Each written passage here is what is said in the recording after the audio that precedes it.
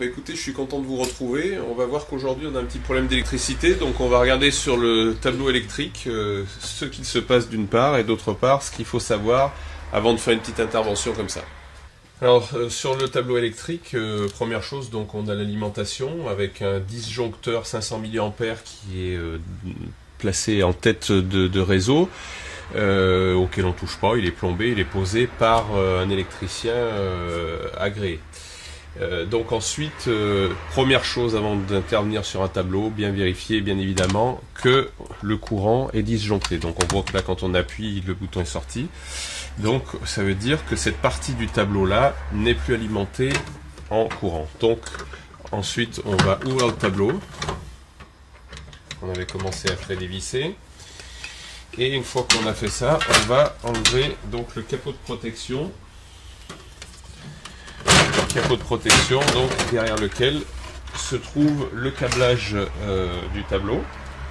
Donc on voit, voilà, avec ici l'arrivée générale donc du courant en 10 mm² qui arrive sur le différentiel 30 mA. On va voir un peu plus loin ce que c'est.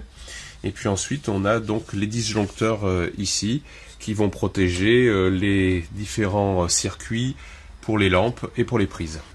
Alors ici, on voit le problème, il n'y a pas besoin de chercher plus loin. Hein, le différentiel 30 mA, il y a eu un gros court-circuit. Donc on va le démonter pour le changer. Donc on va voir comment on peut démonter un module comme ça.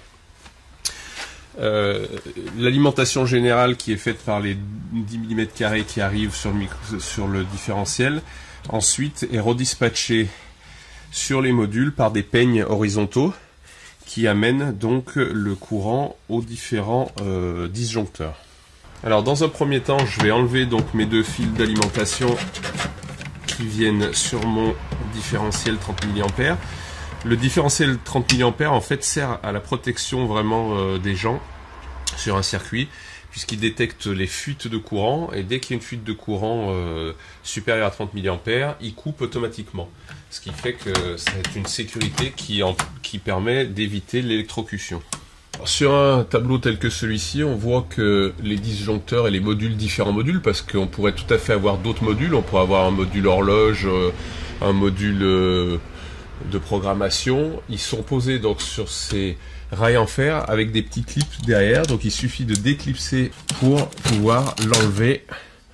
Donc, et là on voit que en effet il y a eu un gros court-circuit dessus.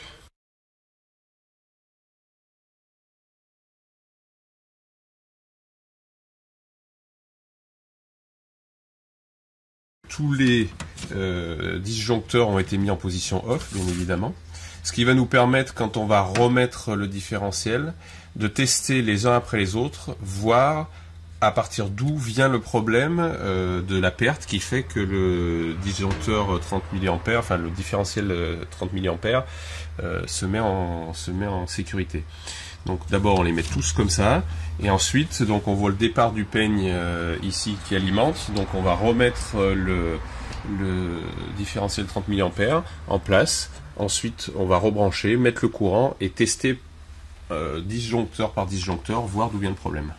Je remets donc les deux départs de peigne à l'intérieur de mes départs ici, je reclipse sur la barre et ensuite je vais refixer mes deux câbles d'arrivée sur la borne haute.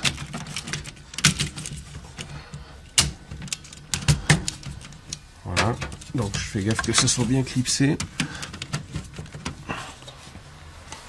Là j'ai remis le premier disjoncteur qui correspond à la lumière du séjour.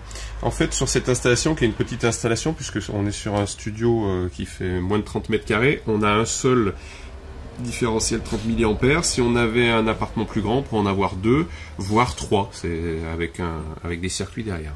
Donc là maintenant, il vous reste plus qu'à tester. Et une fois que vous avez fait votre test, trouvez d'où vient le problème. Et c'est souvent un appareil qui a été branché, qui est défectueux, qui pose un souci. Donc après, à vous de régler ce problème. Et vous avez, en toute logique, trouvé votre panne et résolu la panne électrique.